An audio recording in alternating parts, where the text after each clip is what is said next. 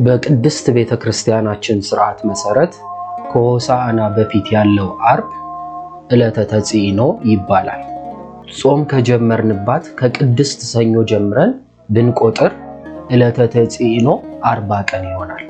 ይሄም ጌታችን መድኃኒታችን ኢየሱስ ክርስቶስ የጾመው ጾም ማጠናቀቂያ ነው ብለው ሊቃውንተ ቤተክርስቲያን ይናገራሉ። ወይ ወርድ እግዚእነ ውስተ ምድረ ግብፅ ተጽኢኖ ዲበ ደመና ቀሊል ይላል።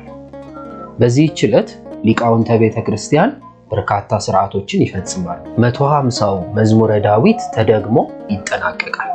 የጌታችን 40ው ጾም የሊቃውንቱ ጾመ ድጓ የሚጠናቀቅበት በመሆኑ ዕለተ ተጽኢኖ ይባላል። በዕለቱም ሊቃውንተ ቤተክርስቲያን ድጓ ወይም ወንጌል ተሸክመው ቤተክርስቲያንን ይዞራሉ።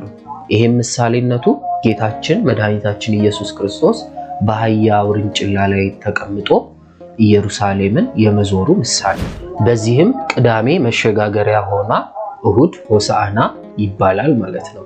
የጌታችን የኢየሱስ ክርስቶስ 40ው ጾም ከተጠናቀቀ በኋላ ጌታችን መድኃኒታችን ኢየሱስ ክርስቶስ ከቤተ ራባ በኢያሪኮ አድርጎ ወደ ኢየሩሳሌም በሚሄድበት ጊዜ መሸበት።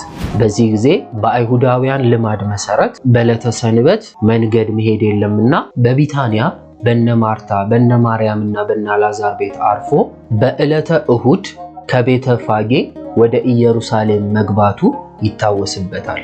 የጌታችንን ትህትናውን እያሰብን በሕይወት እየተረጎምን እንድንኖር አምላካችን በቸርነቱ ይርዳን።